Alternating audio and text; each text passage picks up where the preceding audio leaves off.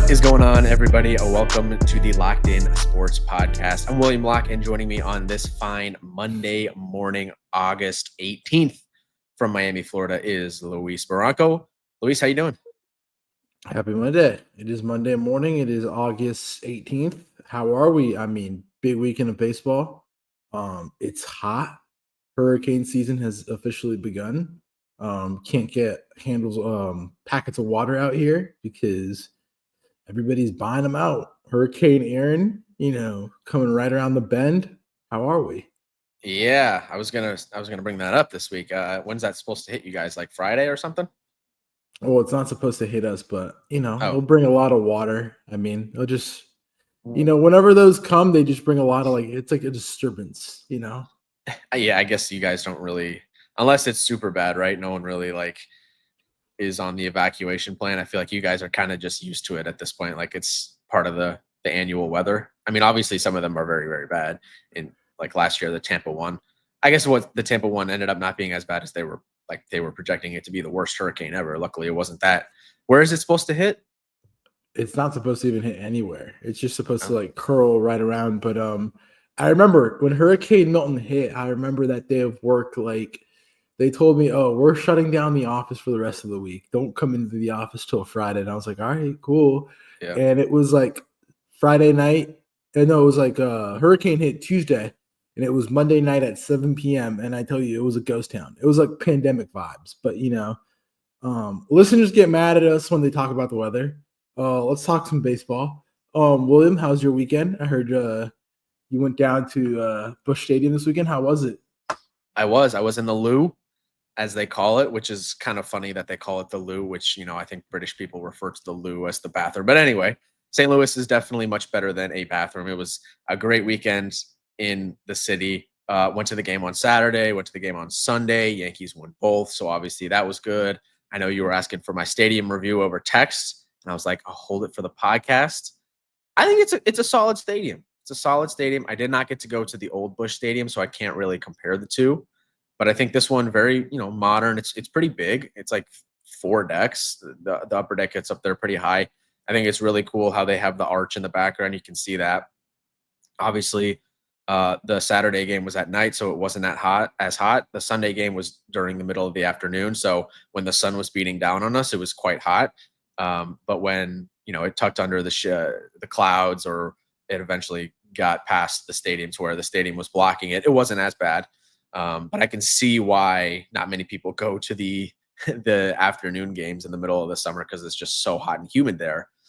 But I really I like the stadium. Honestly, the food was solid. The one issue maybe that I have is the air doesn't really circulate that well through the stadium, through the concourse. So it's pretty hot, really in the stadium in general. But yeah, I thought it was modern, pretty. Not necessarily the coolest stadium I've been to. Like I think Wrigley and Fenway are cooler. I think PNC in Pittsburgh is better.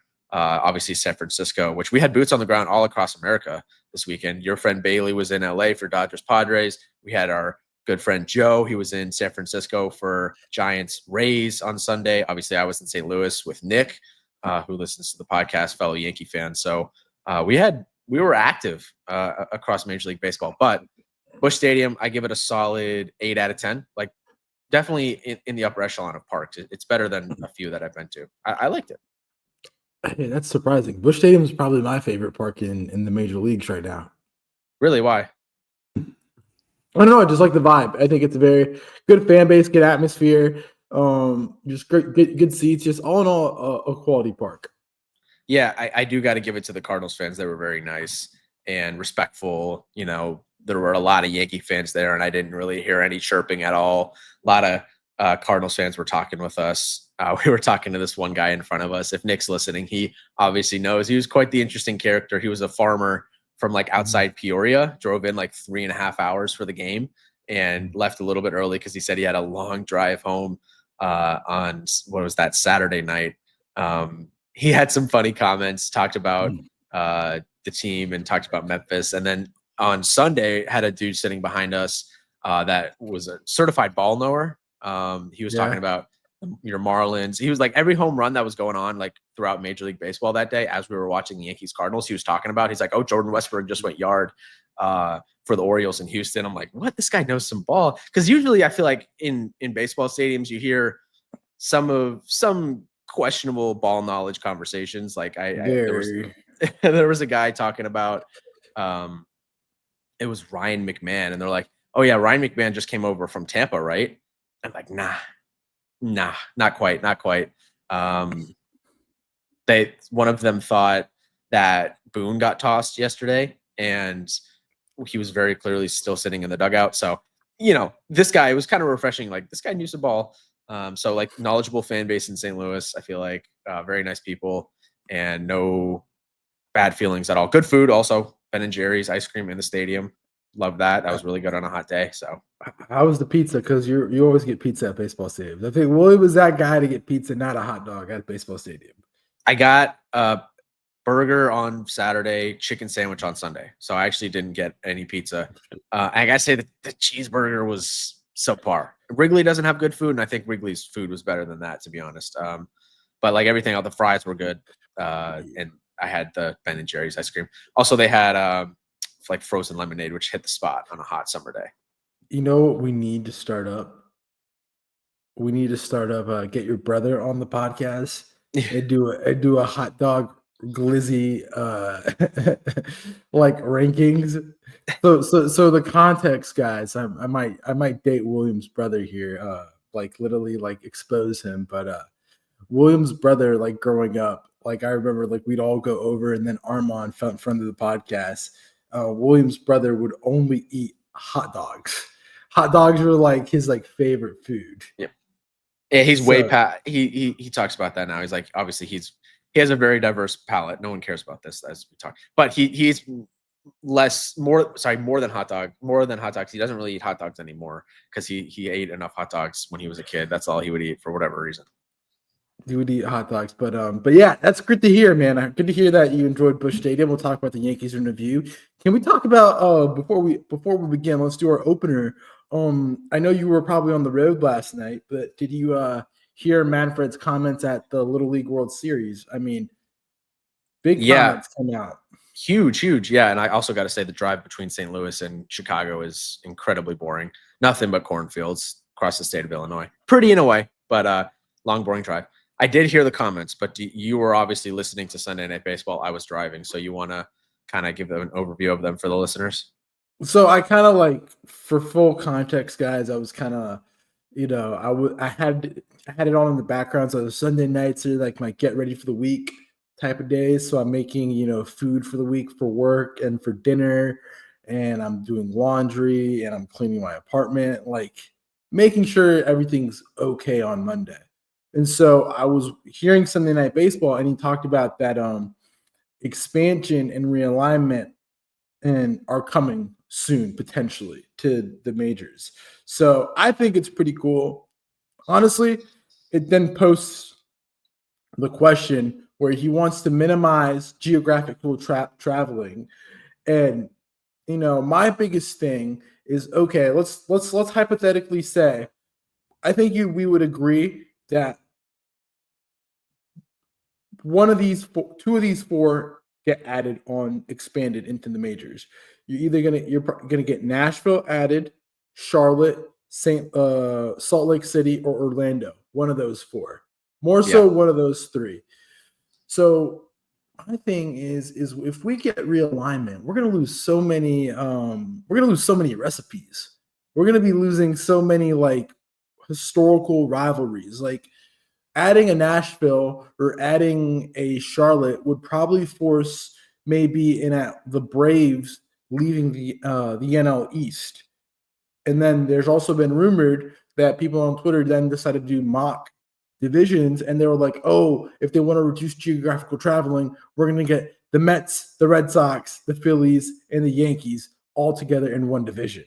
And I'm like, how would anybody want that? There's only one division winner. How would everybody just allow that to happen? That's true. You need the Nationals and the Marlins thrown in there for some free wins. No, just kidding. Sorry. The Nationals did win a World Series in 2019. Nationals won a World Series more recently than the Yankees, so I can't talk crap about them. Yeah, it's like we know expansion's coming. That's been the worst kept secret across Major League Baseball. Manfred said it himself. Once the A's and the Rays stadium situations get sorted out, then they were going to start thinking about expansion. Well, now those are sorted out. And sure enough, he goes on national television on Sunday Night Baseball to talk about it. So that's when you know it's serious, and it's probably coming pretty soon, sooner than you would think. I think Nashville is a lock. And then it's between like Charlotte, Orlando, and Salt Lake City, one of those three. And I don't have any clue on which one they would pick, but I think Nashville's a lock. And to your point about the divisions, I really don't want them to see them. I don't want to see them change up the American League teams and the National League teams. Like, I don't want to see, would they get rid of the National League and American League and they would just do MLB? Like, Phillies, Mets, Yankees, if those teams are all in the same division, like, obviously that's a couple National League teams. So they just move those National League teams to the American League or vice versa? Or do they just say it's the MLB? Like, there's no two specific divisions. I don't want to see them get rid of that. And I understand the geographic thing and trying to cut down on travel. I think, that makes sense.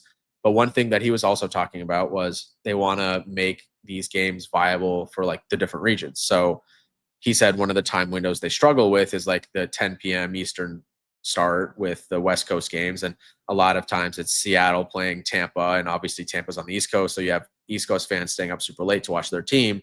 Now they would try to cut down on that, and it's just West Coast versus West Coast. And it's like, that's cool. But we've seen the NBA start to play in this. I don't know if you saw, NBA released their schedule this week, and there's 11 p.m. Eastern start times this season. And I just feel like that's 11 p.m. Eastern? 11 p.m. Eastern West Coast start times for the NBA. And I just feel like wow. Because it's 8 o'clock local on the West Coast, and I feel like they're catering to the European market. It would be because it's like early morning for them, or the Asian market. I'm not exactly sure how the time zones work out, but I'm pretty sure it would be like midday in Asia. I just feel like MLB may be catering for the West Coast teams. Obviously, Ohtani, there's a lot of Asian players playing on the West Coast now. Like, are they catering to that market? And I just feel like, okay, you start to lose, your core. And obviously, there's a ton of fans in Japan, but you start to lose your core viewer base of American fans. MLB is not as global as the NBA is. But I do think they run the risk of like losing these division rivalries that we love. And that's my whole point. That's my whole thing. Like, could you imagine? So some of these mocked have like the Central would get split. And I think like as much crap as we give the Central, the NL Central, like there's some historical rivalries. Like, can you imagine splitting the Cubs and the Cardinals? I know. Or the Cardinals and Reds. And then the Pirates, I think those are historical. Like I was thinking, okay, in the AL East, who do you think you could get rid of, and there would be no rivalries lost? Tampa and Baltimore. Yeah, I would. Yeah, Tampa, Baltimore, and the Blue Jays are probably the three that wouldn't be the end of the world if you lose them. Now, where do you stick them in the Central? You probably stick Toronto in the Central. I mean, they're very close to Detroit. And then you probably stick, Baltimore, I guess Central, but they're more East Coast than Central.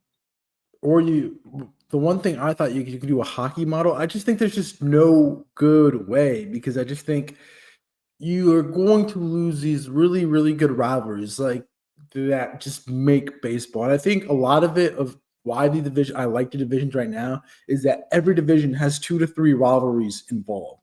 In the East, you got Boston versus New York. And then you have, a newer New York, Tampa, or Boston, Baltimore. In the Central, you have all those rivalries between the Guardians, the Tigers, the White Sox.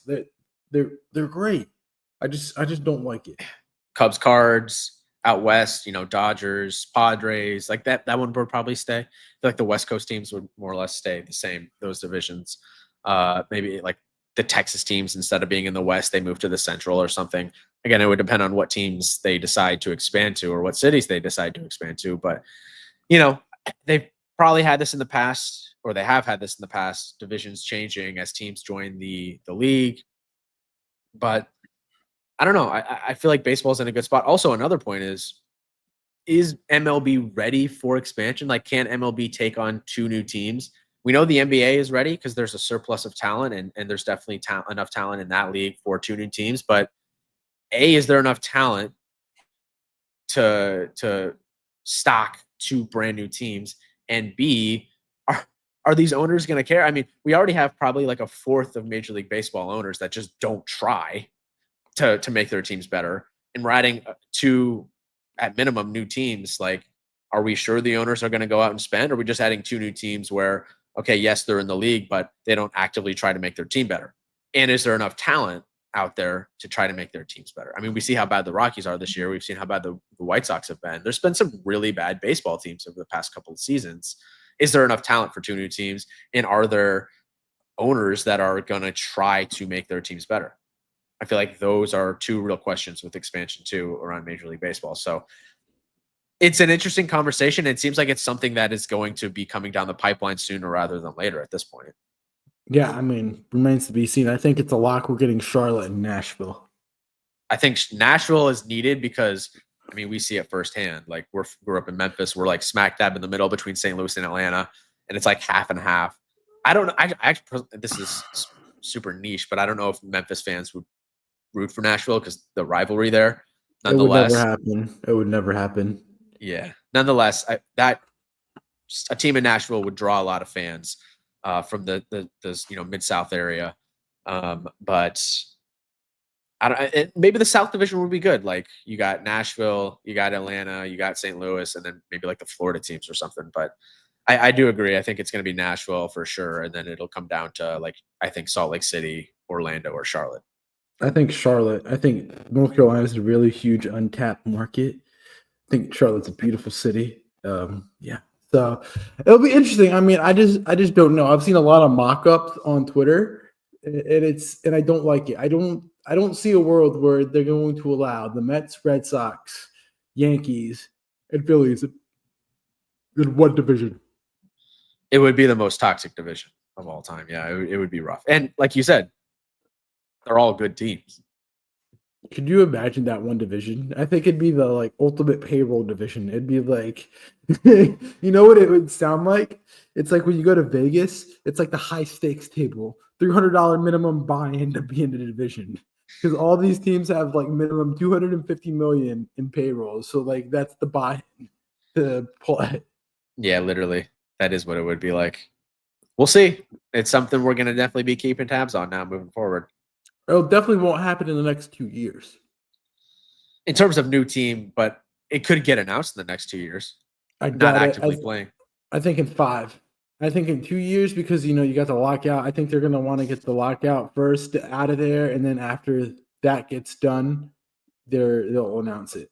And so, yeah, that is something that you have to factor into this, the lockout. And I love how we're just already assuming it's going to happen, but that seems to be the case. Well, get that out of the way, get the new CBA, and then move to expansion. But maybe this is something that Manfred brought up to somehow play into CBA talks and after 2026 season with the lockout coming. I don't know. It's interesting though that he brought it up. My biggest question is how many what's the expansion fee? What's the expansion fee going to be? That's going to be very interesting. Definitely $1 billion. And I mean, it'll be interesting to see how competitive, like you said, these teams will be. I don't know.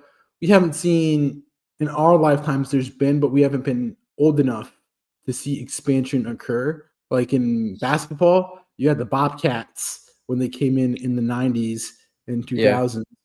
Yeah. And they've been awful. One of the worst teams historically in the league. But like in hockey, you've had the Kraken, who have been solid, and you have the Golden Knights, who have been in contention for a while. So it will be interesting to see what happens and see how competitive these teams come out of the gate. And I feel baseball is one of those sports, like, in hockey, where you see the Golden Knights come out 2 years within their existence and be very competitive. Yeah, the 2 newest teams in Major League Baseball, I believe, I know they were. It's the Rays and the Diamondbacks, and I believe they joined in '97, both of them. And obviously, the Diamondbacks then won the World Series in '01 against the Yankees. The Rays have been to the World Series twice. Obviously, haven't won. They were there in 08 against the Phillies and there in 2020 against the Dodgers. Lost both of them, but they've still been I would say, successful franchise. They're not been like total bottom dwellers. So, yeah, we'll see. Remains to be seen. But it's time for the point of the podcast. It's the Yankees weekend in review. We had boots on the ground all weekend. William, our Yankee fan aficionado, has been a Yankee fan since birth. And we always review the weekend that was, or week that was for the New York Yankees. This weekend, the New York Yankees went on to face the St. Louis Cardinals out in Busch Stadium. The Yankees did a clean sweep this weekend, winning Friday 4-3, Saturday 12-8, and then Sunday 8-4. William, give me your thoughts. I mean, doesn't it feel great to get a sweep? Come on the podcast and finally get a sweep this weekend. Vibes are good. Like you say, great teams, sweep teams, good teams. They just win the series. And the Yankees went in, took care of business, beat an inferior Cardinals team in the heat. Doesn't matter. Team played pretty solid. I thought Boone had a good series managing. He pulled all the right strings with the bullpen, all the right strings with, pinch runners and the lineups with what he was given. I thought he and I guess you could say the front office probably had a really good job managing this team this weekend. The Friday game, I thought the computer. Yes, exactly. Yeah. The Friday game, Heel 5 1/3, 1 earned, 3 walks, 4 strikeouts. I thought he looked good. Again, 2 straight solid starts from him. I'm very excited to see what he does this week against Boston because he is going to be a key cog in this rotation. He looked good. Then you had Doval come in, tried to blow the game, gave up the 2 earned runs. And I mean, he had Doval probably the lone downside or bad spot from this weekend, gave up the 2 earned. But then you had Weaver and Bednar with the hold and the save, respectively, to close that one out on Friday. They won 4-3, had the Jazz home run. Of course, there you had up to 21 on the season. So that was good. Good win. And then the Saturday game, I was obviously there. That was crazy back and forth, 12-8 win, like you said. Fried, I think, is another, maybe the second downside bad spot of the weekend. Max Fried struggled in this one. The final line on him, 5 innings, 8 hits, 7 earned, 1 walk, 6 strikeouts, and 2 home runs allowed. And this was from Talking Baseball. Since July 1st, which is kind of when Fried has started to struggle, he has 41 innings pitched, 49 hits allowed, 31 earned runs, and that is a 6.80 ERA. And I guess that brings up my question to you. I have 2. Should we get a Phantom IL stint from Fried just to give him some time? Doesn't seem like it's going to happen because they haven't placed him there yet. So I guess that's 2 questions in one. Do we need a Phantom IL stint for Fried? Or is he actually hurt with the blister? And then my second question is, who's your game 1 starter if the Yankees do actually make the playoffs? Phantom IL stint is coming. I have a statistic on Fried. Max Fried spin rates pre-blister, post-blister rate. Got this on Twitter. Yankee Slut posted it up. Got it from the Savant pages and everything. The cutter was the cutter lost 25 on the spin rate, 114. Sinker lost 15. Four seam lost 89. Sweeper lost 100, and changeup lost 109. I think the blister definitely is causing an issue with Max Fried. Definitely. They were talking about it on the telecast. They had Wainwright on Saturday night on Fox Baseball, and they had a pregame conversation with Matt Blake talking about how he has a long middle finger and how he has to adjust the ball, and how Matt Blake was getting Max Fried to adjust the grips of the baseball on his pitches and the orientation so he can get maximal efficiency and a better pitch thrown. So I definitely think Max Fried will be hitting the IL one of these days. I think right now is a great time, retroactive to Saturday. They got Boston this weekend. They have Tampa for 2, and then they get Washington at home and Chicago, the White Sox. So right now it's kind of like that little soft spot in the schedule. It would stink not having them for Boston, but I mean, you just have to rely that the mega pen that Cashman built gets it done. Game one starter, I have to think we have to go with Carlos Rodon. As much flack that we give Rodon, he has been very effective this season, and he hasn't had as many blow-up starts as Maximum Fried. Maximum Fried. I don't know why I said, but Max Fried has just not been it. It's just not been it. He was missing a lot of locations, and it's just not it. He needs a little 15-day IL. Get the blister to heal. Tell him to take a vacation, Ketel Marte style, and come back. Yeah, we'll get to Marte later in the episode. That's funny. Yeah, I think the Yankees game one starter, if Fried kind of continues to be shaky, I actually think it should be Luis Gil. I think Luis Gil has the most upside. No, bro. Why? Because and now this is obviously completely dependent on what he does between now and the end of the season, but he has the biggest upside in terms of power arm, playoffs. The Yankees don't have a power arm on this roster besides Schlittler, but Schlittler's obviously not going to be there. And Fried's not a power arm. So if Fried's not hitting his spots, if his stuff isn't a full go, like he's going to get hit around. He's a pitch to contact guy. Carlos Rodon, I think, is too volatile. And I don't know. I it's crazy as it sounds. If Gil can get his control under wraps for the next month and a half, I actually would go Luis Gil game one. I mean, I would just go Rodon. I mean, at this point, contracts and politics are going to play a role in this when it gets to playoff time. We've seen it again. But that's the playoffs. I mean, after this weekend, I think you would feel good about this team making the playoffs with the schedule that they have ahead coming up. You got 2 at Tampa, 4 at Boston, and then you get Chicago. You got the Nationals and the White Sox, which, I mean, that should bring very good, vibes coming up. One thing I do want to point out is Jose Cabellero, man. Yeah. What a player. Like Friday night, I know you went to bed, but he had an incredible at-bat. I think it was in the 8th or the 9th, where it was like a 10-pitch at-bat where like he was fighting off pitches, getting pitches to foul off, and he finally got it. But he runs the base pass as well. He plays solid defense. And, whenever he's playing, he makes his presence felt.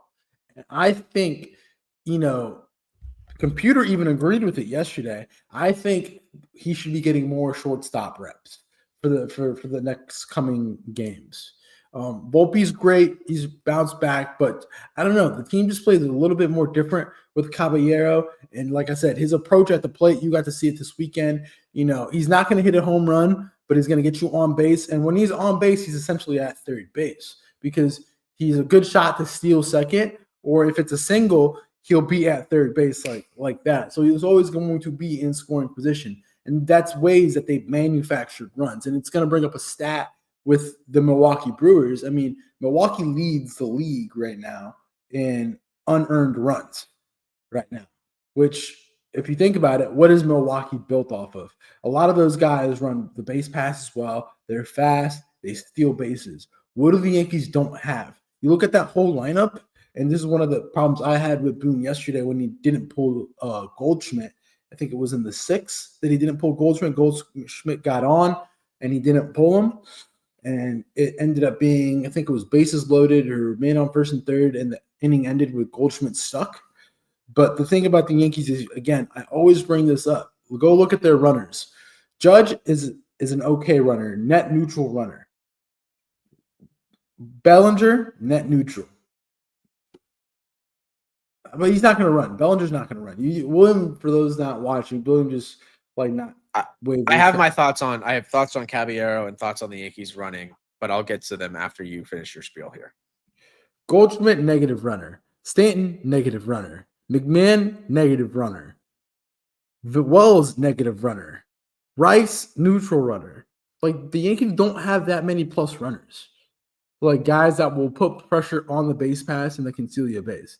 The only guys that you feel threatened that could steal a base is Bellinger when he's like on it, and maybe Dominguez, but even then, I'm not confident in Dominguez. And will Dominguez even be playing in October is an even bigger question. Yeah.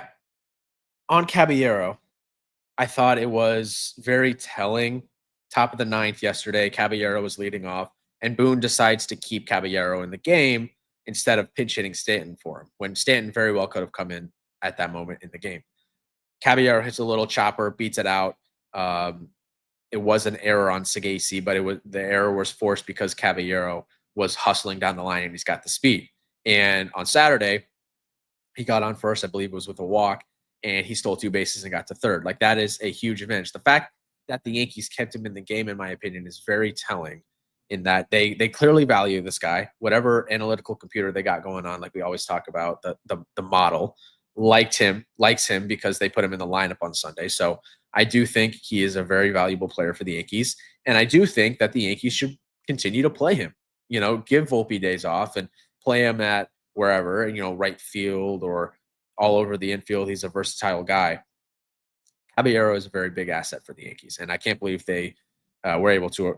I'm honestly surprised Tampa gave him to the Yankees at the deadline. On the Yankees running, yes, they don't necessarily have a ton of guys that can run the bases, but I have really liked what we've seen from the Yankees running the bases of late. Now, a lot of this could be because they really thought that they could get at Pozo, the Cardinals catcher, who doesn't really throw runners out very well. But what I saw from this Yankee team this week and against the Cardinals this weekend was very aggressive base running. Nick and I were talking about it when we were watching the game out in left field on Saturday night. You got guys that were getting on first and they were immediately trying to steal second. You had Jason Dominguez, Volpe, Caballero. I think Bellinger's a plus runner. Judge can steal a base every once in a while. There are guys on this team that can put pressure. Jazz is a plus runner. There are guys on this team that can put pressure on the opposing catchers, and we've seen them be more aggressive of late. And I think it's something that they need to continue to do down the stretch. But yeah, are they the best base running team in the league? No, but they're 12th in stolen bases on the season. That's not bad. That's not bad. Jose Caballero as a Yankee, and this is as of yesterday morning. In 9 games, 357, 438, 429 with an 866 OPS and 5 stolen bases. Yeah. I mean, I like this guy. He's the new Ronald Torreyes for me. Like, I need to see this guy every single game. Like, I like the way he plays. I don't know if you saw his post game on Yes because you were driving, but his post game on Yes has Yankee Twitter in like. What did he say? I missed it. Oh, it's crazy. They got him post game in the locker room, and they asked. I think it was Meredith who asked him questions, and they asked him like, "What do you think about being labeled as a pest?" And he answered, "I'm trying to make them hate me. I don't want them to like me." Oh, I love that. Yeah, I love that. Yankees haven't had that in a long time, man. And he plays fundamentally great. Like, everybody forgets the error he did against the Marlins on the day after the trade deadline, but man, he is great. Like, keep him in the lineup, please. Like, I don't know. What's his contract look like? I'm pulling it up right now. I think they have team control for him till 2029. Like, he's like only like 1 or 2 years of MLB experience. Yeah, he's under arbitration through 2029. Oh my gosh, and we got this guy for like nothing. Yeah. Wow. Well, that's a big positive. Wow, I forgot. I was going to say something about the weekend. Oh, Ahmed Rosario. I know he's on the injured list, but he is every time the Yankees score, he's out of the dugout, giving the guy a high five, like near the on deck circle. Like, he's very good addition, good energy to the team. Doesn't he have a concussion? No. It was a shoulder thing, but it could be it was a shoulder thing. Yeah, but I mean, I just love Jose Caballero. Like, don't you love that? Like, I don't want them to like me. Like he's great. I can't needs to be more in the lineup for sure. Yeah, let's see him on Tuesday and Wednesday in Tampa, back home in his old stadium. It'll be interesting to see. I mean, the other thing we need to talk about is too. I want to talk about is the Cardinals, and I want to hear out Cardinals fans here. I know Alden listens to the podcast on occasion, but I'd like to say they have a lot of good talent that I really like this weekend. Like, I like Victor Scott a lot. Like, his defense, he's like everything what Harrison Bader should have been, essentially. Really do enjoy Mason Wynn. My only issue is that they have really good young players, but do they have that one like star player, and can they develop a star back? I mean, they thought Jordan Walker was going to be that guy, and Jordan Walker's like, all right, good MLB, but like at the plate, Mason Wynn, we already know that he's electric, great defender, probably going to win the Gold Glove at shortstop this year, but can he hit? Serviceable hitter. Jordan Walker looked pretty rough this weekend. Some of those at bats were tough. And you're right. I had this conversation with Nick and Kayla.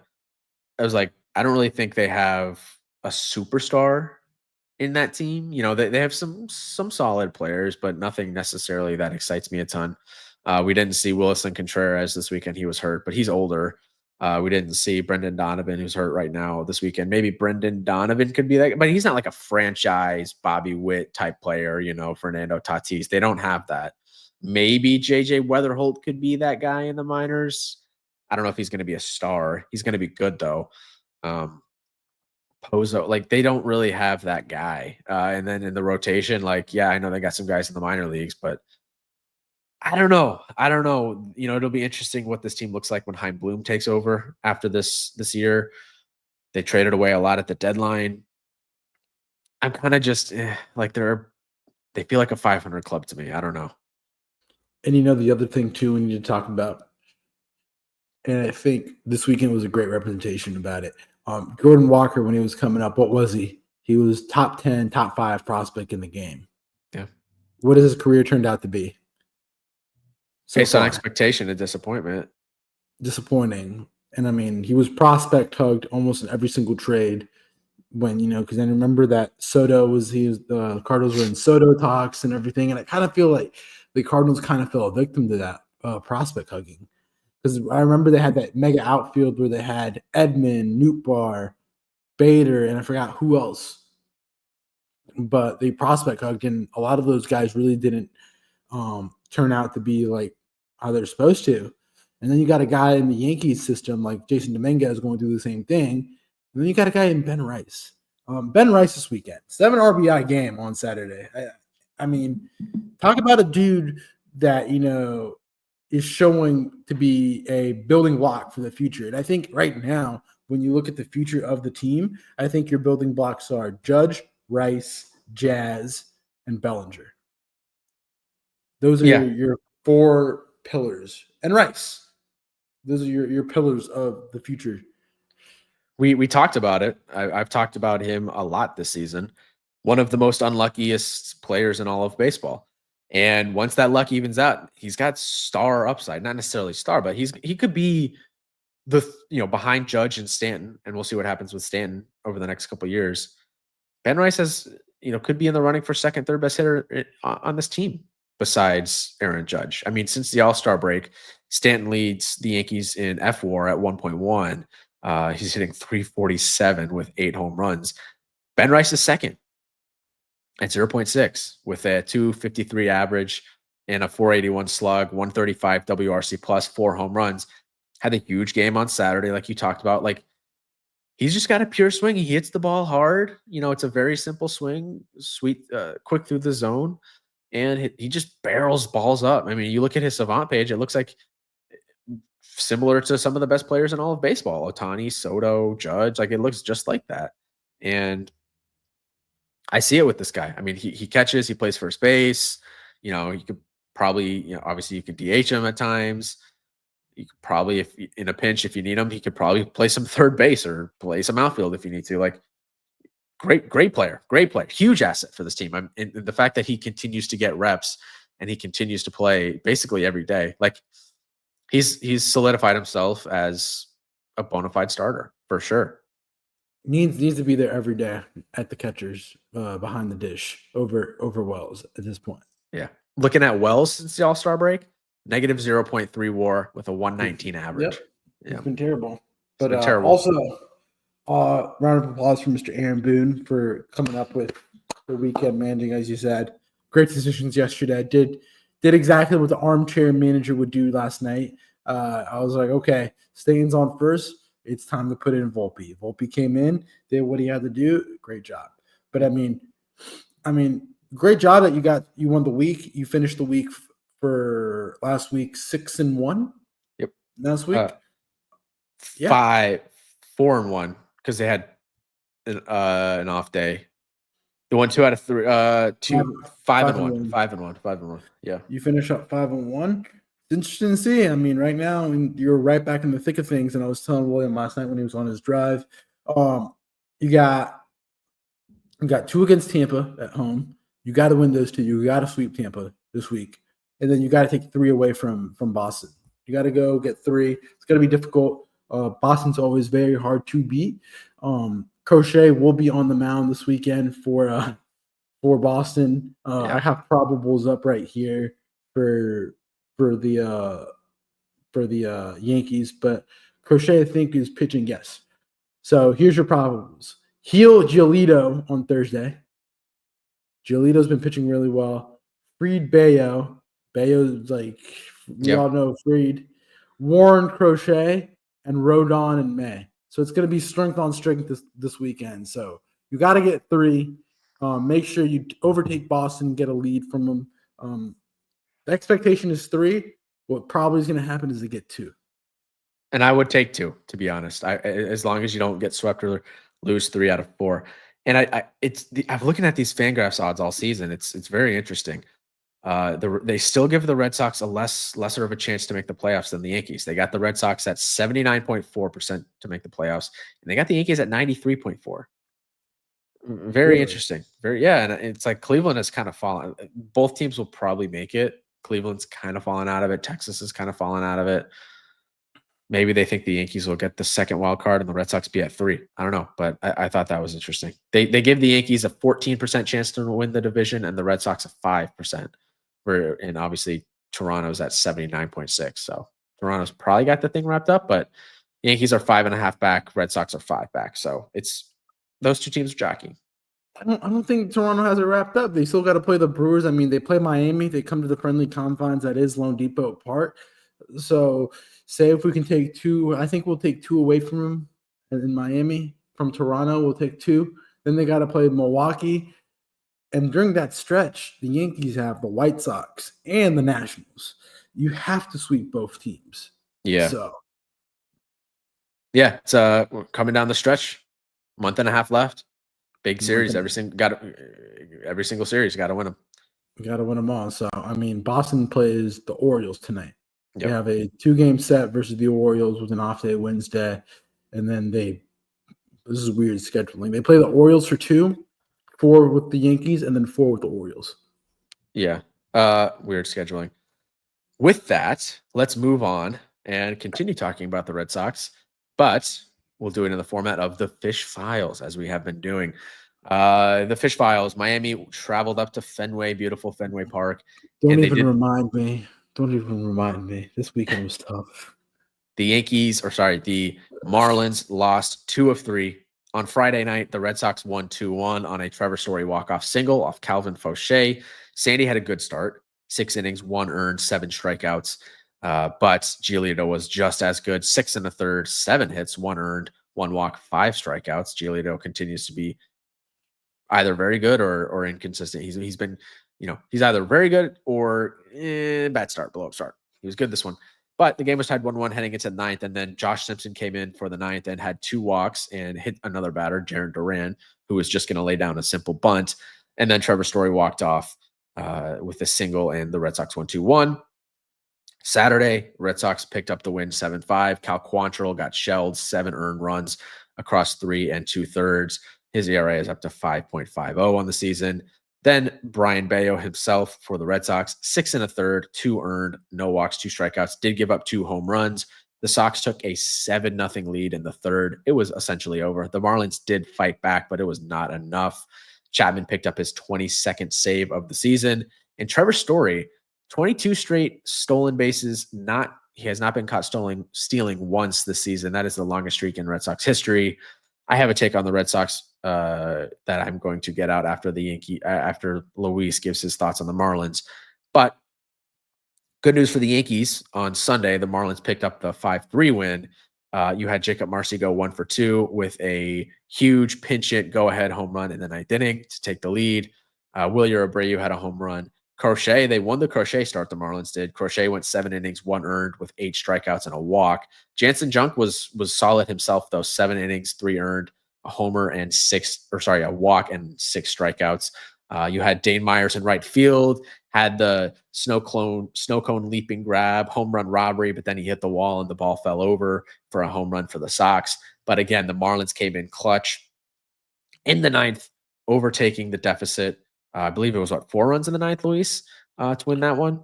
So very good end to the series for the Marlins. Bad news though, they did lose. It looks like Kyle Stowers for the rest of the season. But they helped out the Yankees a little bit with the win on Sunday. I mean, tough weekend. Friday was such a winnable game. We were in control the whole game.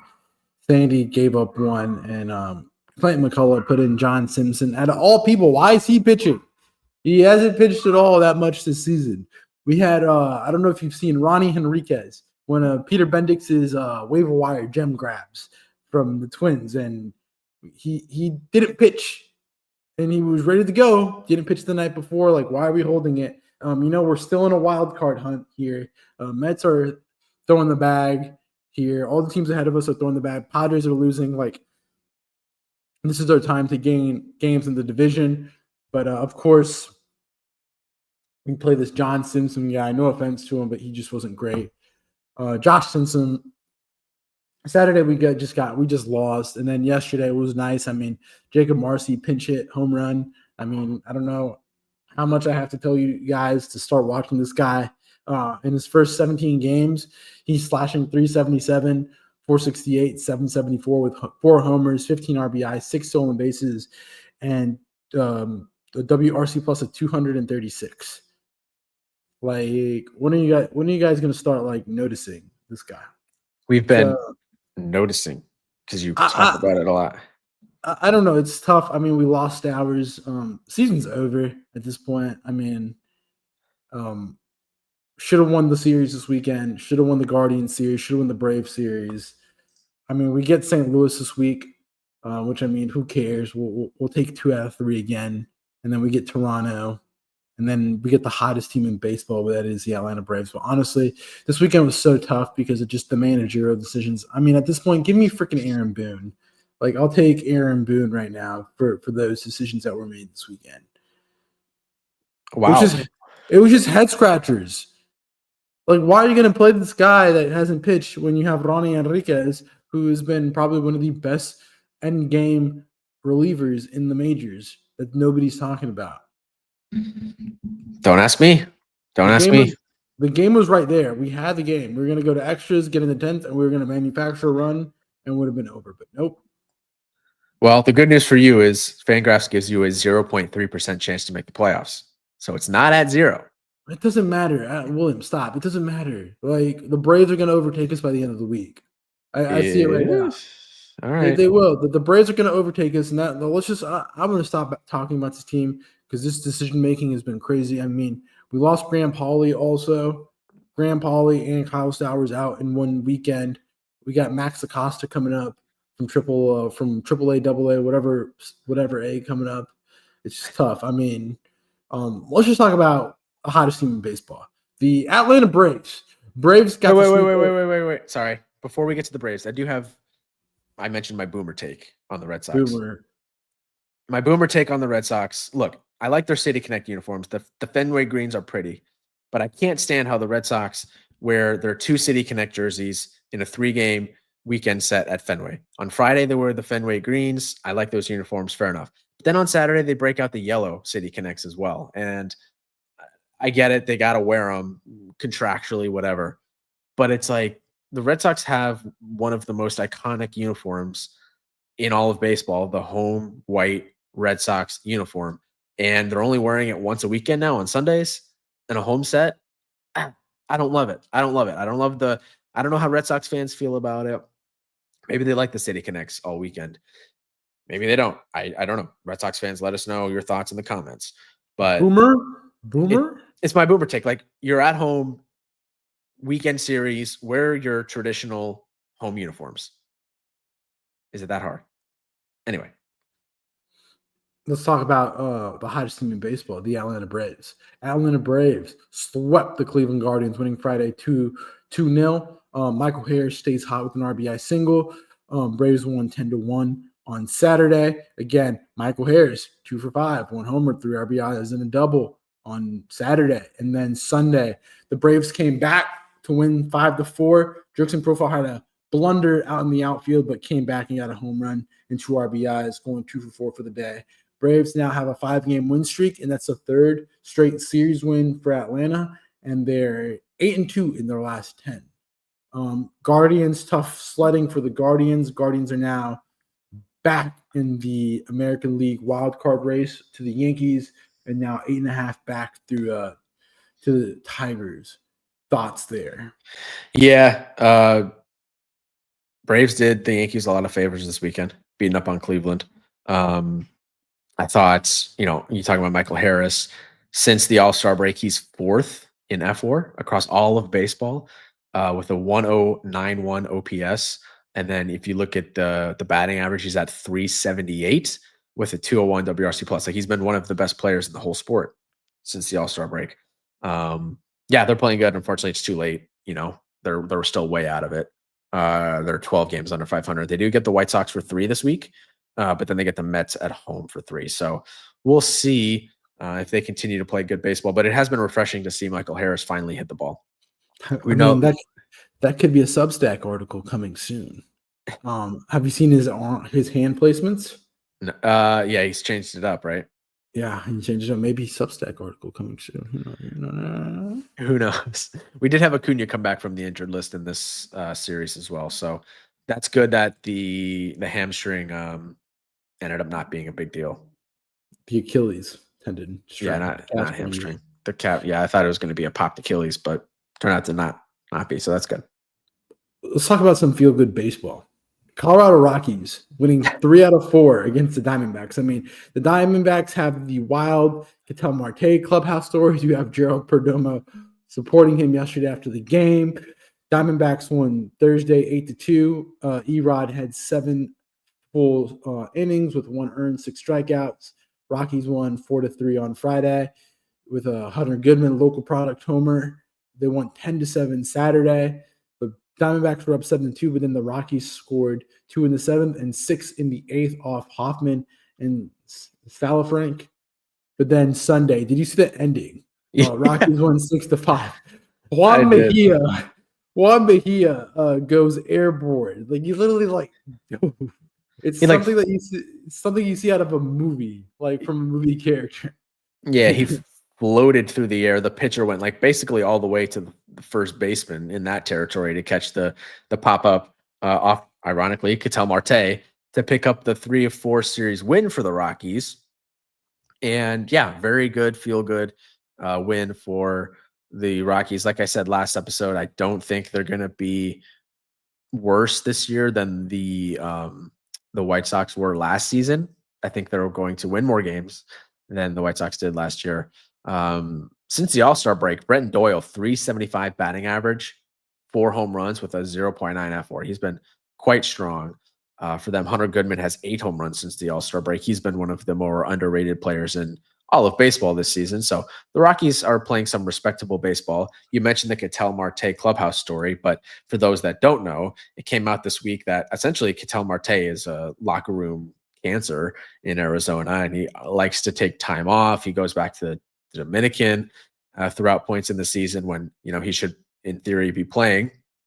Last year, his teammates were not very fond of him in the last week of the season. I believe he took the trip to the Dominican Republic then, took a trip then, and seems like they're going to be open to moving him this offseason, which, obviously the best second baseman probably in all of baseball. I don't know if it's really up for debate. Either way, very, very good asset to have on your team. And the Diamondbacks could be moving off of him, which would be crazy because he's their second best player. And behind, in my opinion, Corbin Carroll. You could maybe make an argument he's better than Carroll. He's under contract through 2030 with a player option for 2031. So we'll see. I think it seems like now he's probably going to get moved this offseason. But crazy. I did not totally came out of left field. I did not expect that. And before Yankee fans say you have Jazz Chisholm at home. Yeah, no, I don't want him. I don't want a guy that is a known locker room cancer. I think that diminishes his trade value.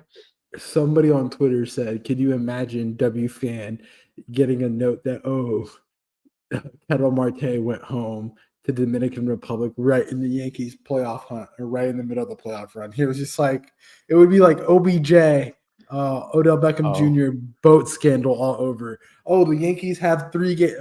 Just imagine, Yankees win the division. Yankees get number 1 overall seed. Yankees have that little like gap between the DS, the wild card and the DS. Could you imagine him going home to the Dominican in that time period? And then he comes back and lays a stinker. Can you imagine W fan on the radio? WFAN? Can you imagine like the whole, like, oh my God. Can it you would imagine be New York media would have an like if this story came out in New York, it would be frontline news across all of sports. But since it's Arizona, it's middle page news, not necessarily back page news. Big news in the baseball world, but not it's back nationally. page. It's back page. Okay, back page. But you know what it kind of brings up, and I don't want to get too stuck because this is like, again, this is like just like background baseball, NPC style baseball, in my opinion. Like it's just like games happening in the background right now. It kind of explains why Arizona isn't better than what they are to me. Like, we all talk about your leadership, and I know I hate talking about leadership and those buzzwords, but Arizona, you've been super high on for the past 2 years, and we've always been waiting on Arizona to be that elite team to push the Dodgers and the Padres, and they've kind of always fallen short of the expectations since that run that they went on to the World Series. So is it because of what we have now? Lack of a leadership? Are they too young and they don't have any adults in that locker room? I mean, not adults, but professionals. Yeah, I think it is a very valid question. Obviously, this year they've dealt with a lot of injuries, especially with Corbin Burns going down. That was huge. But the lineup has mostly been there all season. I know Marte's been injured a little bit this season, but they got Corbin Carroll, they got Ketel Marte, Geraldo Perdomo's having a very good season, and you would think the lineup would be good enough to be much better than they are, and yeah, they just haven't been good. So maybe it is a locker room thing. I think that's a totally valid question for them in Arizona. They had 'Cause Suarez. they had Suarez. They haven't They been had playing. Naylor. They had Naylor Yeah. this season too. Like the lineup was cooking. So I don't know. Just something to put out there. And I mean, it would be such a shame because I think they were going into a soft retool in this deadline that they're just going to blow it up. Yeah, and I thought they had a bad. I don't think they'll blow it up this offseason. You're going to get a king's ransom return for Ketel Marte, one of the best players in all of baseball that's under team control through 2030. Now, maybe you don't want to pay that contract, but I don't think it's that bad of a contract. 14 million AAV over the next 7 or 5 years. Maybe it's a soft retool this offseason. I did think they kind of lost the trade deadline. They didn't really get a good return for Suarez and Naylor, but those are rentals. Those were rentals, to be fair. But very interesting team to watch moving forward. They're definitely out of it this year. Like, no chance. Next year is the question with them. Yeah, I just think with the whole Marte thing is like who needs a second baseman and who actually has the prospect returns. And again, it's prospects. It's not MLB talent that you're going to be getting back for them. Probably. Everybody wants to say the Mets, but the Mets don't have any like they nuked their whole system. The Mets nuked their whole system. The Padres nuked their whole system. Who's left? Yeah, that's true. They're not trading them to the Dodgers and we're in the West. You're looking at Central teams. The Cubs are prospect hugging out the wazoo. Yeah. The Cubs will probably think that. But, I mean, that's a good thing. Let's talk about the Cubs. I mean, you were with Caleb this weekend. I mean, Cubs talk. Pirates won 3-2 on Friday. Cubs won 3-1 on Saturday. Shota went 7 strong, 1 earned, 6 strikeouts. And then Sunday they came back down 3-1, 4-3. They won the game. But I think the biggest story out of Cub world that CubsCon, not CubsCon, but Cubs out of Wrigley is Kyle Tucker 0-for-3 with a walk yesterday, getting booed. What's up with that? What's up with all this? Wait, Kyle Tucker got booed? I You missed didn't, this. you didn't see the clip? I was at the game. I told you didn't read the document.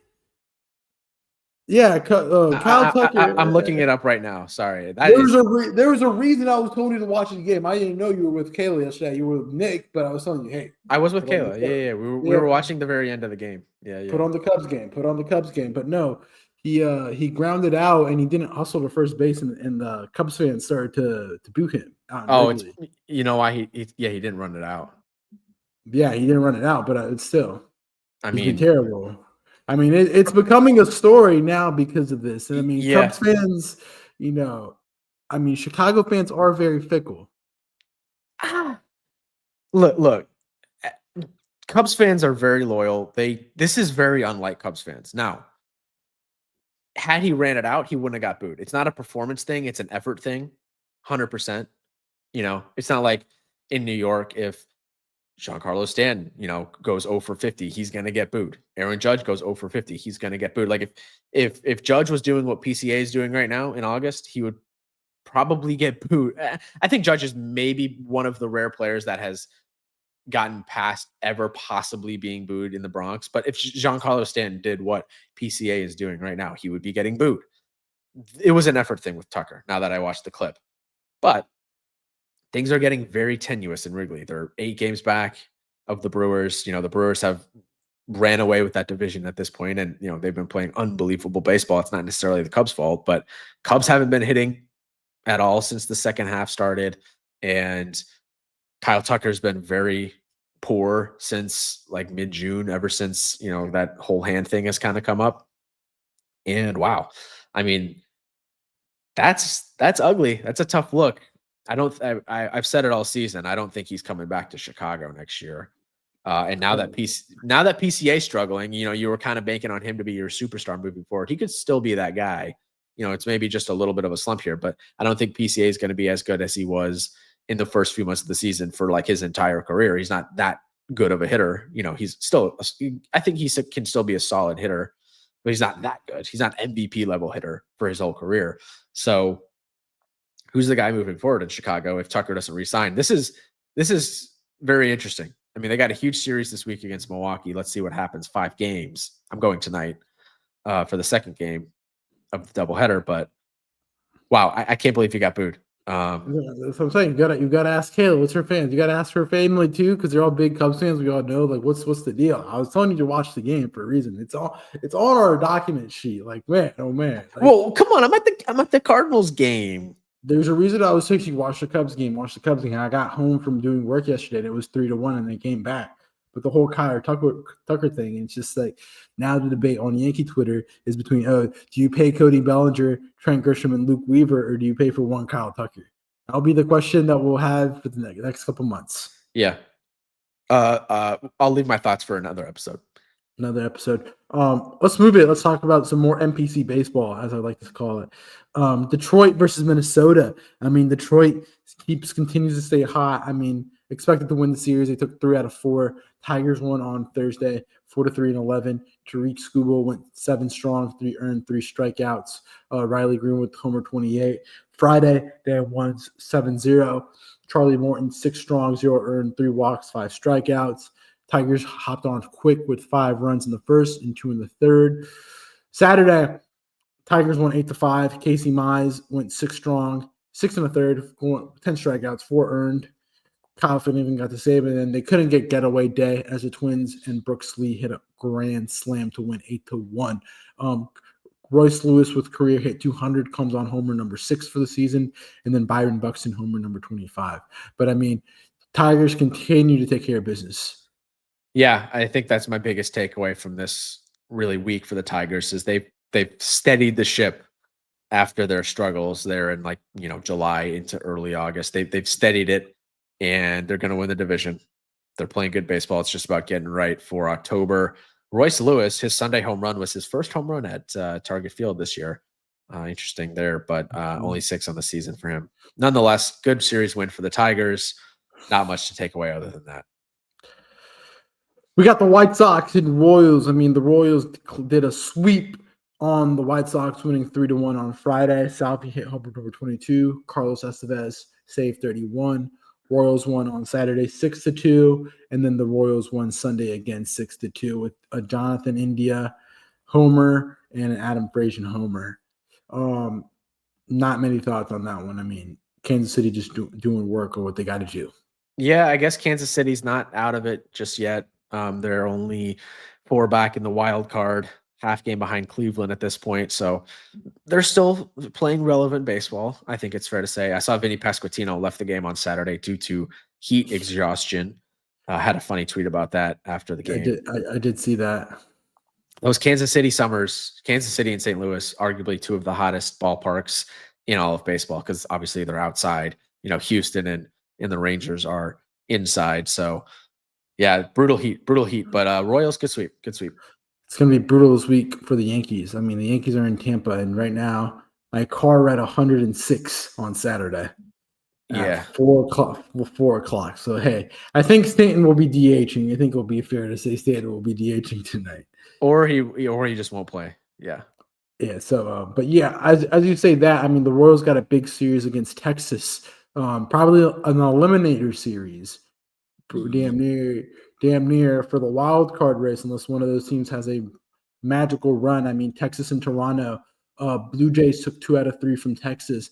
Blue Jays won Friday 6-5. Jacob DeGrom went 5 strong, 0 earned, 5 strikeouts. Texas was up 5-2, and then the Jays scored 3 off Danny Colon and then 1 off Phil Maton to take on the lead. I mean, I was watching that game. It was very frustrating how the Rangers let that game get away from them. Marcus Semien hit a homer. Kyle Higashioka hit a homer. Alejandro Kirk hit a home run and then stole his first base for his career. They let him keep the base after the game as well. One of your favorite players. It was quite funny, like how he just he had the post game interview and he was holding the base. Jays won 14-2 on Saturday. Miles Straw went 4 for 5, 2 homers, 5 RBIs, and then Sunday the Rangers won 10-4. Rangers just went on a home run barrage with Wyatt Langford, Corey Seager, Evan Carter, and Marcus Semien all hitting homers, combining for 7 RBIs. Evaldi went 7 strong, 2 earned, and then Vlad Guerrero hit a home run going 2 for 4, who's been very hot since the All-Star break. Yeah, I actually have those splits pulled up for you here. Vlad Jr. since the All-Star break, 368 batting average, 215 WRC plus, 3rd in all of baseball with a 1.9 F4 and 9 home runs. He has been good. And, we talked about him kind of needing to maybe change his swing a little bit to get a higher launch angle. And maybe he's made some adjustments there and he's hitting more homers because he's been the power bat that the Blue Jays have needed. And I feel like it's with the Blue Jays, it's just like every single player is producing for them at points throughout this season. Miles Straw, Ernie Clement, Dalton Varsho, Davis Schneider, obviously Addison Barger. Obviously, you got Vlad Guerrero and Bo Bichette. Like that whole lineup, it's not necessarily household names outside of Vlad Jr., but that's probably the biggest reason, honestly, that they're one of the best teams, if not the best team in the American League, is just the lineup is incredibly deep. I mean, they're 1st in average and OBP as a team this season, 3rd in OPS. Like they've just kind of been getting production essentially from every single player in this lineup at points or throughout this entire season. And they're going to be a tough team to play in October. I know people want to write them off as a team that's not going to be good in October, but I think an underrated part of what Toronto has in their arsenal is outside of the players is Rogers Center is an absolute freaking fortress. They're 42-21 at home this year. That is far and away one of the toughest places to play in all of baseball. They have the most wins of any team at home this year, tied with the Brewers at 42. I don't want to play. No one wants to go to Rogers Center in October. I'm telling you. So don't write this off. Don't write this team off in October. They have a whole nation behind them instead of a whole fan base. So that is the biggest point for them. Let's go out west. I mean, one of the most disappointing teams in the majors, San Francisco. The Rays took 2 out of 3. Rays won Friday 7-6. Junior Caminero hit homer 35. Chandler Simpson, elite 3 for 5, 2 RBIs and a stolen base 34. Yandy Diaz hit an RBI single off Randy Rodriguez in the 9th to make it 7-6. Rays won 2-1 on Saturday. Verlander went 7 strong for the Giants with 8 strikeouts, 0 earned. Jose Butto gave 2 earned runs in the 8th, giving the Rays the W. But then Sunday, the Giants came back with Logan Webb winning 7-1.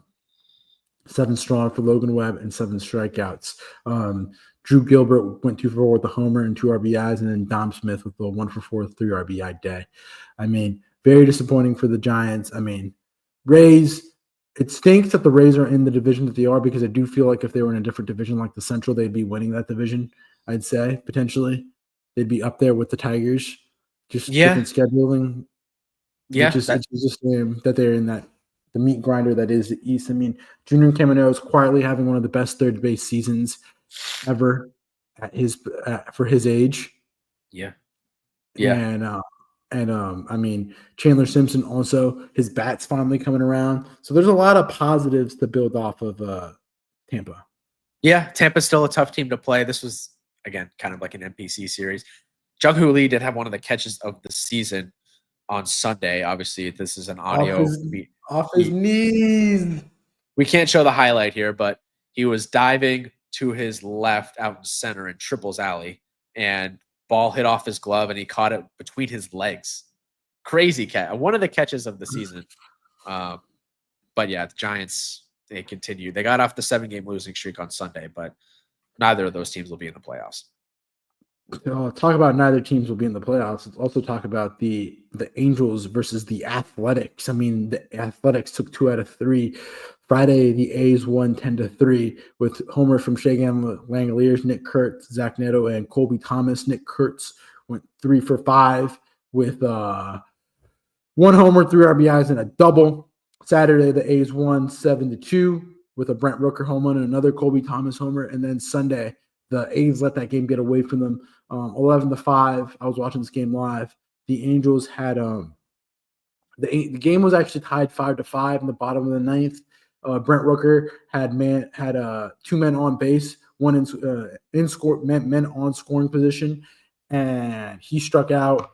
And then they walked the next guy, got walked. It was Soderstrom that walked, and then Lawrence Butler, bases loaded, ended up popping it up, leaving bases loaded, stranded on Kenley Jansen. And then the Angels came and scored 6 in the Manfred man inning. Joe Dell, 3 for 5, 4 RBIs and a homer. Christian Moore, 1 for 4, 3 RBIs. Kurtz, Langoliers, and Lawrence Butler all hit homers. But, I mean, I have this fight with Bailey, who we'll talk about later. I think the A's are the Oklahoma City Thunder of Major League Baseball. They have one of the most brightest futures in the league. In the last 30 games, Nick Kurtz is hitting 414, 504 on base percentage, 11 homers, and 27 RBIs, which the batting average and OBP leads all of Major League Baseball for the last 30. And then Shea Langoliers, I want to make this point. I think Shea Langoliers has a clear chance to be the starting catcher at WBC for Team USA. I think he may be, and I wanted to ask you, I think he may be the best catcher in the big leagues right now, not named Kyle Raleigh. Shea Langoliers rankings among catchers, minimum 300 plate appearances. It's just baseball on Twitter. He's second in home runs at 26, obviously, because Kyle Raleigh is at like 47 right now. Second in slug at 551. Third in OPS at 870. Fourth in WRC plus at 133. And F4 3.2. I think he has a clear argument with Kyle Raleigh to be the catcher for Team USA. Potentially. We know who's going to start. It's going to be Raleigh, though. Like, I get it with Langoliers. He has a chance. He should be on the roster, I think. But since the All-Star break, leaders in F4 across all of baseball, number 1, Nick Kurtz. Number 2, Shea Langoliers. Ask that question to anybody, any hardcore fan even. I don't think those are the first 2 names that they would guess. And I genuinely think Nick Kurtz can be a star in this league. 500 home run career potential. Shea Langoliers, like you mentioned, I think he's one of the best catchers in the league altogether. They have the pieces in the lineup for this move to Vegas to contend potentially even like next year with Butler, Rooker, Kurtz, Langoliers. We'll see what happens when DeVries, when he comes up. It's going to be a while with him. Jacob Wilson in that infield. They got the talent. Jacob Lopez, one of the more underrated pitchers in all of baseball. We'll see what happens with Luis Severino. They still need to bolster the arms. But I'm telling you, do not give up on the A's. I know they've had a disappointing season relative to expectation. People kind of thought they were going to break out this year. I still got them circled as a team to watch next year, as a team that can be in the wild card race. Maybe this was just a weird transition year. They're figuring out the new stadium in Sacramento. They'll be more ready and prepared next season. This is a good team. I've watched them a lot over the second half. They're a good baseball team. I'm glad the Yankees got that series out of the way, those two series out of the way earlier in the season when they weren't playing their best baseball, because this team can freaking hit. So I like the A's. Leo DeVries just got called up to Double-A too. DeVries got called up Double-A. They got Soderstrom, Rooker. I forgot Soderstrom. Yeah, good team all around. I mean, they're going to be one of those teams, but like the Thunder or like I forgot who, like the Red Sox, they're going to have a surplus at positions that they're going to have to start moving guys around. I mean, Jacob Wilson too is going to have to is coming back. Max Muncy, and they also have what's his name? JJ Bleday also hitting there. Not a great defender, but he's still there. Denzel Clark in center. He's been hurt though, but still really good. Still a really good team. I mean, yeah. Let's go on and talk about Baltimore, Houston. Houston with a little bit of a wobble. I think Houston's in trouble. Baltimore took two out of three. Friday, Brandon Young had a perfect game through 7 2/3. They won 7-0 Baltimore. Josh Hader's out for the rest of the season. Has that been confirmed? I know it was confirmed out for season. He hopes to return for the playoffs. Yeah, that's not good. We talked about second opinion. Never good. Shoulder capsule sprain. Astros won 5-4 in 12 on Saturday. Jackson Holiday hit a 2-run homer off Bennett Sousa to tie the game, but then Ramon Urias with a walk-off fielder's choice in the 12th. And then Sunday, the Orioles won 12-0. Jordan Westbrook 4-5, 5 RBIs, 1 homer. Gunnar Henderson, Adley Rutschman, and Sam Basallo, who got called up, had multi-RBI days. And then you had Dean Kramer with a 7 innings pitch, 1 walk, and 7 strikeouts. I mean, Houston, I think it's going to get to that point with the injuries. They're going to catch up to them. They're 5-5 out of the last 10. I want to see how they finish down the stretch. I mean, Seattle's breathing down their neck. They got a series versus Detroit this weekend at Detroit, which is going to be a tough series. Then they get Baltimore, 4 at Baltimore. Man, I just think the injuries are just catching up. The only positive side is that Yordan Alvarez is starting his rehab assignment and could be back by next weekend. Yeah, I mean, obviously losing Hader is a massive loss. Abreu will slot into the closer role, and obviously he was very good as the 8th inning guy for them this season. But I feel like it was kind of more of a duo than, okay, Abreu's going to come in and just be this lockdown closer. Like they played off each other really well. Once you got to the 8th inning, you felt like the game was over. Now there's more stress on the guys ahead of Abreu to be that 8th inning guy, whoever's going to slot in there. And I don't know if they have the middle relief that is as strong. So losing Hader is a huge loss for Houston. They've dealt with injuries in the lineup all season. I still really like Correa in that lineup, having him back. And then once Yordan comes back, I still think it's a formidable lineup. It's still going to be a team you don't want to play in October because they have the starting pitching. Christian Javier returned this week. Obviously, you have Framber Valdez, who continues to have one of the more underrated seasons in all of baseball. Hunter Brown, not necessarily going to win the Cy Young. I think he's fallen out of the race, but he's still going to get votes for the Cy Young. So I'm not giving up on the Astros just yet.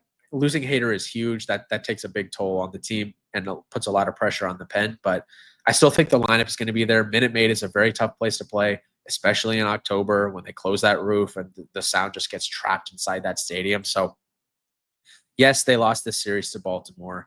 I still think they have plenty of time to right the ship. I think they're going to be going down the stretch with Seattle in that division. 2, I think, very good teams that are built for October. So we'll see. Not out on Houston just yet.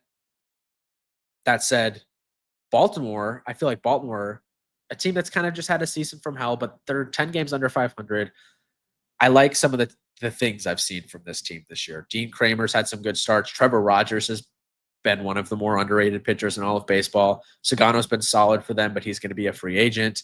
And then, Jordan Westbrook's had a very good year. Jackson Holiday's had a good season. Gunnar hasn't been the MVP caliber player that people think he can be, but he's still been good. Adley's had a disappointing season, but now you got Basayo coming up, and he's one of the top prospects in all of baseball. Let's see what he can do. Jesus Sanchez robbed a home run from him on Sunday. So like there's talent in Baltimore. I'll be very curious to see what they do this offseason to kind of build around those stars or those that good young talent they have in Rushman and Henderson. And Rushman, like I said, has had a disappointing season. So do they view him as a piece moving forward? I still think you probably do. But yeah, I'm very curious to see what Baltimore does this offseason to kind of get the train righted, this thing righted, and try to get them moving back in the right direction for 26. Long-winded there for Baltimore. I know, because they're just a fascinating team. This is a team that a lot of people picked to make the playoffs this year. They've just been so bad. So we'll see. Next series, Dodgers with the sweep of the Padres. I mean, how about it? Hey, you wrote the Dodgers off. You wrote them off. But what do you say? The lights get bright and they turn things on. It doesn't matter. It's what we call championship DNA. There's a reason why there's champions. I mean, I was watching the Sunday game. Let's pick up Friday. They won 3-2. Kershaw pitched 6 strong, 1 earned, 3 strikeouts. Bailey told me that he was old man out there, but he did a great job. He got the job done. Dodgers won 6-0. And funniest thing is I read on this weekend was Blake Snell versus Dylan Cease. Somebody said on Twitter, it's like, oh, we either have both of them complete 12 innings and like 20 strikeouts between both of them, or we're trying to figure out, or both of them are within pitch 50 in the second inning. Yeah. With walks. And so, but Blake Snell won the duel going 6 strong, 0 earned, 3 strikeouts in 96. Cease went 3 in the third with 3 earned and 2 strikeouts. And then yesterday, Dodgers won 5-4.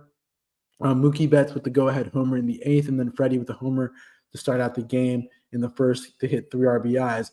Tyler Glasnow looked really good. 5 strong, 2 earned, 1 walk, 8 strikeouts. Dodgers now own the tiebreaker. And they got Colorado this week. Won the season series against the Padres. Now 2 games ahead in that division. Yeah. I mean, it's yesterday's game. Every time like Dodgers got out to that lead, up 4-0, Padres clawed their way back. But then when they needed the big hits, they came back. It's the reason why they're the champs. They always come back, get the moments, get the hits. I still think the team is gettable. I think they are still a team that is vulnerable to lose. But hey, hats off. At this point, I just think it's like somebody mentioned, and I totally agree with it. I was reading this up, and it's just like at this point, it's psychological for the Padres. It's at this point, Padres could have the better team or be playing better baseball, but I just think it's just like one of those teams that the Dodgers have their number, and it's just the boogeyman at this point. 100,000. I was going to say the exact same thing. Like Dodgers, just for whatever reason, they own this team. And look, yes, the Dodgers very well have had better rosters for the most part than the Padres over the last few seasons. But you would think the Padres would win more of these series. They still have a good team, and baseball is weird. You don't know who's going to win on any given day. But it just feels like every time these two teams have a big series, it's always the Dodgers that come up on top. And lights get bright, Dodgers win these games, man. They're a team that's built for October. This is why I have not written them off throughout their struggles all season long. And again, I still do think the one question with the Dodgers is that pen. You saw it on Sunday. The Dodgers pen let the Padres get back into the game, but Mookie Betts had the clutch home run in the 8th to give them the lead off Robert Suarez, by the way, 97-mile-an-hour fastball, but it was just center cut up. Mookie took care of it. It's the thing, man. The Dodgers got those guys. They got the superstars and I know the Padres have the superstars too, but the Dodgers got the superstars that show up in the big moments in the regular season and, of course, in the playoffs. They play again next weekend. So, if the Dodgers win that series, you think the division's wrapped up here. But the Dodgers got 4 against Colorado this week too. Like they should win all 4. So the Padres, meanwhile, are playing 4 against San Francisco, which is a little bit tougher. So I don't know. For whatever reason, the Dodgers got the upper hand there. The other thing I do want to mention too is somebody also did make a point because I think a lot of the narrative that Padres fans run is that, we got to pay the big bad Dodgers. And I know, like, I want to root for the Padres and, the Padre community, but, like, they also made it that, but the Dodgers have a super team. The Dodgers have $1 billion team. So do you. You have like 4 guys on like bajillion-dollar contracts. So like the whole like narrative that like, oh, they're the big bad wolf because they spend just like a lot of money. Y'all spend just as much. Y'all just have different accounts. That's true. If you look at payroll this season, and I can give you the numbers. Padres are at 213 million estimated 2025 payroll, and the Dodgers are at 397 million. So that is a lot more, but the Padres are not afraid to give out the mega contract to Bogarts, to Machado, to Tatis. They gave Cronenworth a lot of money. Like they do spend money and they do make crazy trades at the deadline. So it's not like the Padres don't have a very active GM, a very active like payroll. They just have different accounts. One goes to H&R Block, one goes and gets the one from Enron. so that's that with that series. Mets and Mariners quickly. Mets won 2 out of 3. Mariners won on Friday 11-9. Mets were in complete control in the fourth, up 6-5, but then the Mariners came back and scored a bunch of runs and got it done. Mets won Saturday on Nolan McLean's MLB debut, who has a killer curveball, 5 1/3, 8 strikeouts, 4 walks, winning 3-1. Brian Wu pitched great, just wasn't enough. I mean, McLean was better. Eugenio Suarez hit homer 38. And then yesterday night on the Little League World Series telecast, Mets won 7-3. Costly error by Julio gives a run on a Francisco Lindor RBI double, but Kyle Raleigh hit homer 47. I mean, Mets slowly riding the ship. Not much to take away. I mean, it was strength on strength. Mets have the Nationals tomorrow for 3, so they should be able to finally get back on track after winning that last series. And the Mariners get the Phillies. They are on their little East Coast trip right now. So that should be a series we're all tapped into this week. Yeah, good series win for the Mets. I thought it was funny that they had to go to the Little League World Series game, and as their season was kind of like free falling, and go talk to these little leaguers and socialize with them.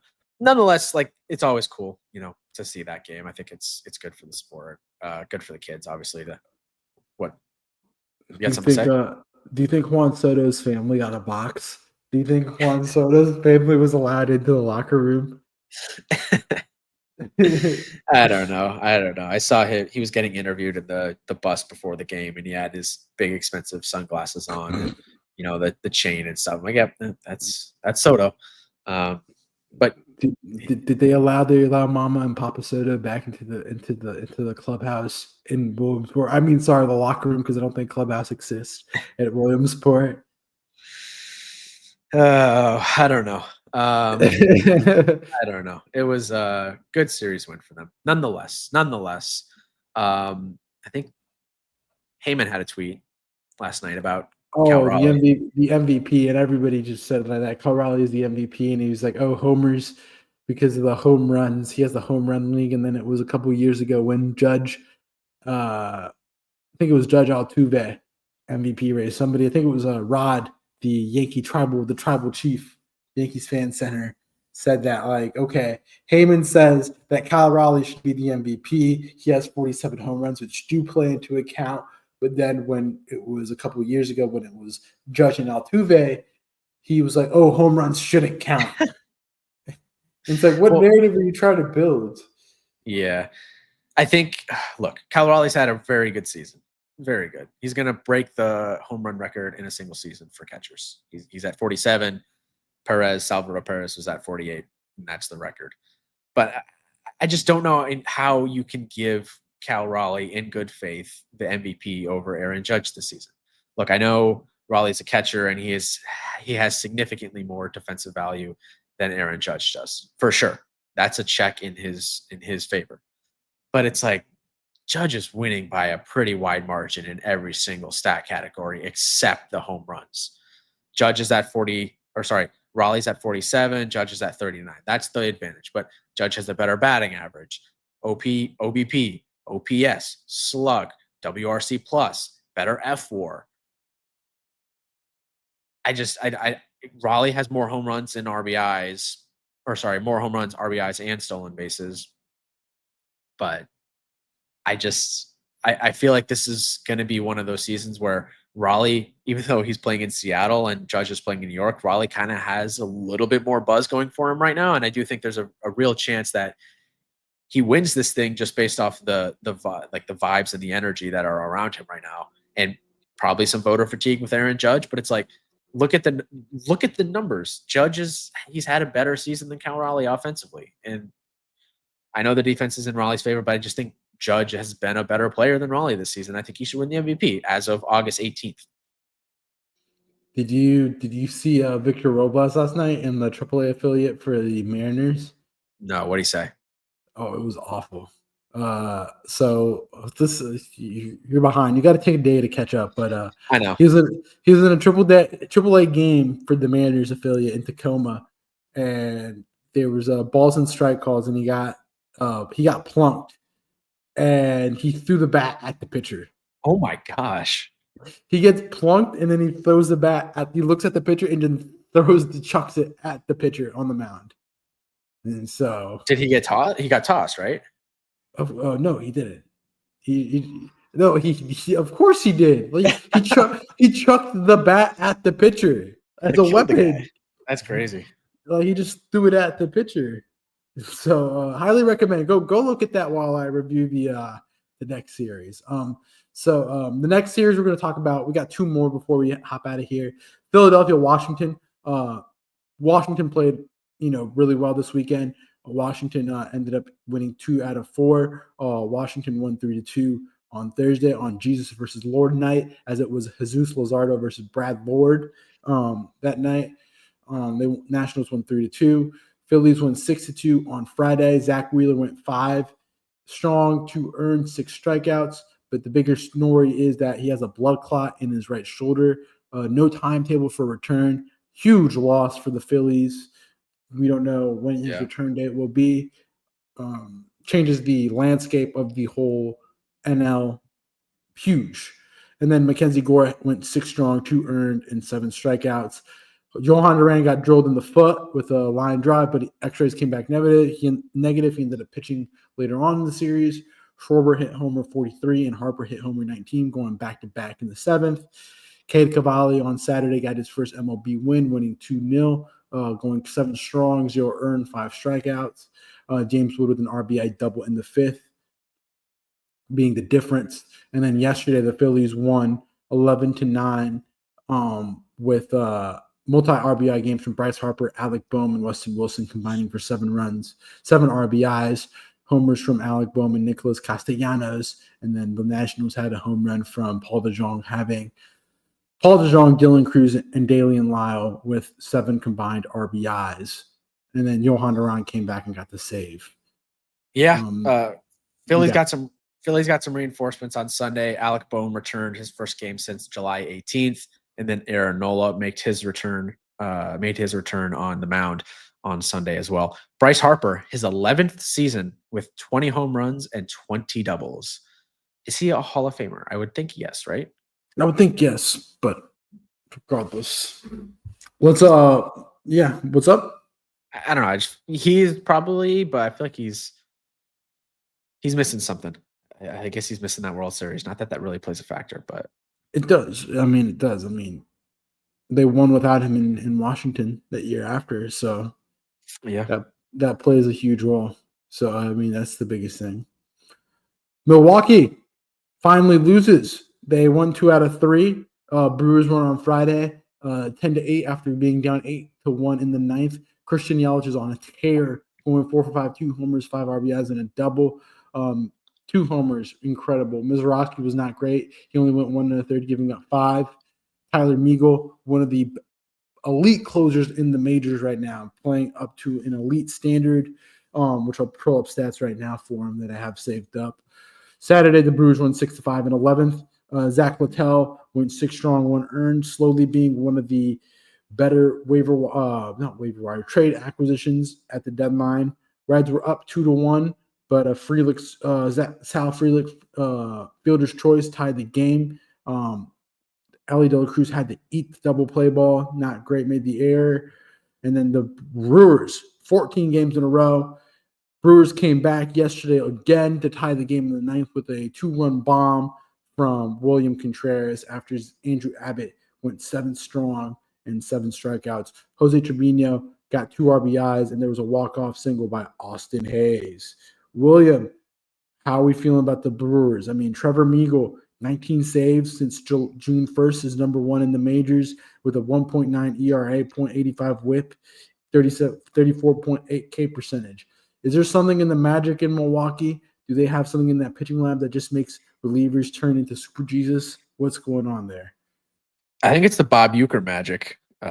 Their longtime announcer, played for the Brewers, passed away in January, and posted that video on TikTok like last week about the Brewers and their season, and they all were commenting Uecker magic. So I think that is playing a factor into it for sure. They've got something in the air where they just pull out these games.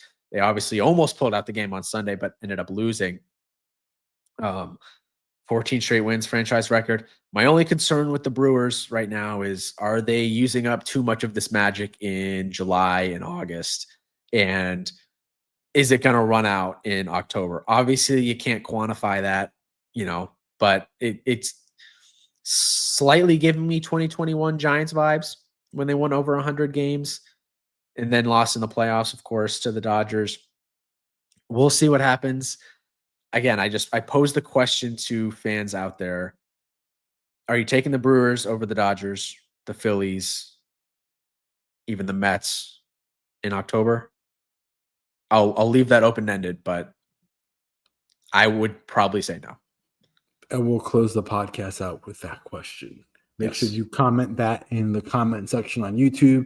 Make sure you follow us on subscribe on YouTube. We're trying to get to 150 followers by the end of the year. Make sure you follow us on Instagram. Make sure you follow the TikTok. William has exclusive content coming out exclusively for TikTok. Make sure to follow the Substack. William's coming out with a Substack article coming soon. Instagram, give us a follow. All social media platforms at Locked In Sports Podcast. We'll be back Thursday morning to review the Tampa Bay Rays and New York Yankees series at Steinbrenner Field and prepare for the big rivalry weekend series that is Yankees-Red Sox for 4 this weekend. As we conclude, anything else to put the knot on today's podcast, as it was also Players Weekend. So You saw a lot of special bats coming out. I mean, Jason Dominguez had a Martian bat. You saw Lilo and Stitch bat from, I can't remember who had the Lilo and Stitch bat, but Giancarlo. Isn't that Caballero? I think so.